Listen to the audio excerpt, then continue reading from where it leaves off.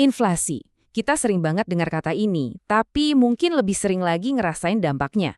Bukan sebagai angka di berita ekonomi ya, tapi lebih ke perasaan aneh pas kita bayar belanjaan, isi bensin, atau bahkan cuma beli kopi. Nah, kali ini kita akan coba bedah perasaan itu. Kita akan lihat anatomi di baliknya. Gimana sih nilai uang kita kok bisa menyusut pelan-pelan? Oke, kita mulai dari sini ya. Coba jujur deh, pernah nggak kamu di posisi ini? Gajimu naik, mungkin dapat bonus, angka di rekening nambah. Tapi anehnya pas akhir bulan kok rasanya tetap aja megap-megap. Kalau pernah, tenang, kamu nggak sendirian. Dan perasaan inilah yang jadi titik awal pembahasan kita. Dan sebelum kamu mulai menyalahkan diri sendiri, aduh aku boros banget kali ya. Stop. Penting banget buat dicatat. Kemungkinan besar ini bukan salah kamu. Bukan karena gaya hidupmu tiba-tiba jadi mewah. Tapi ada kekuatan lain, kekuatan yang nggak kelihatan, yang diam-diam lagi makanin isi dompetmu, mengikis nilai dari setiap lembar rupiah yang kamu punya. Jadi, kalau bukan kita pelakunya, terus siapa dong biang keroknya? Nah, disinilah letak salah paham terbesarnya. Kita itu terbiasa nyalahin, harga-harga pada naik. Padahal, ada cara pandang lain yang jauh lebih pas. Musuh sebenarnya itu bukan kenaikan harga, tapi penurungan nilai uang kita sendiri. Coba deh perhatiin pergeseran cara mikir ini. Di kiri, itu kan persepsi kita pada umumnya. Wah, harga mie instan naik lagi. Tapi di kanan, inilah akar masalahnya. Bukan mie instannya yang jadi lebih spesial. Tapi uang kita yang sekarang butuh tenaga lebih besar buat ngebeli sebungkus mie yang sama persis. Nilai uang kita lah yang turun. Biar makin kebayang, kita time travel bentar yuk. Coba inget-inget lagi. Dulu, pegang selembar uang Rp10.000, kita bisa dapat nasi rames komplet, lauknya macam-macam, sayur mungkin masih dapat es teh juga. Kenyang kan? Sekarang gimana?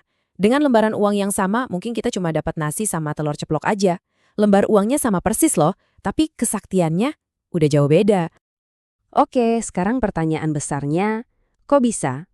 Kenapa uang yang sama bisa kehilangan kekuatannya seiring berjalannya waktu?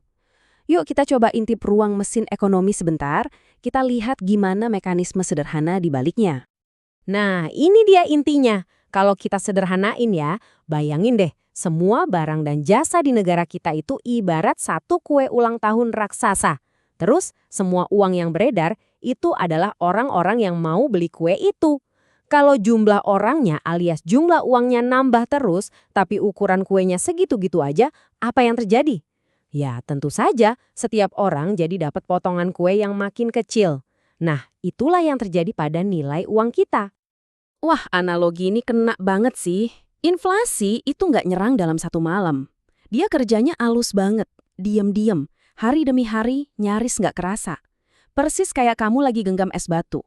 Kamu nggak akan sadar perubahannya dari detik ke detik. Tapi pas kamu lihat lagi beberapa waktu kemudian, loh, kok udah basah semua dan esnya tinggal separuh?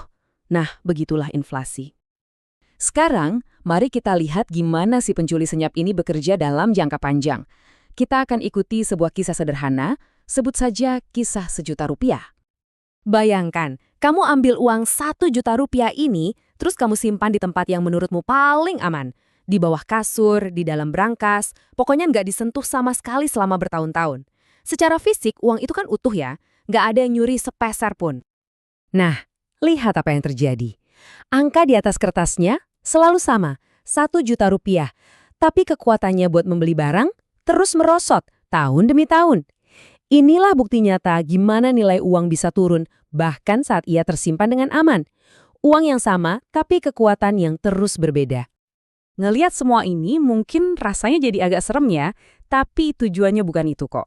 Tujuannya adalah kesadaran, supaya kita bisa mengubah cara kita memandang uang bukan sebagai benda mati, tapi sebagai alat yang punya aturan mainnya sendiri. Jadi, yuk kita definisikan ulang. Inflasi itu bukan monster. Anggap saja ia sebagai salah satu aturan main dalam sistem ekonomi modern kita. Masalahnya bukan pada aturannya, tapi saat kita ikut main tanpa tahu kalau ada aturan itu.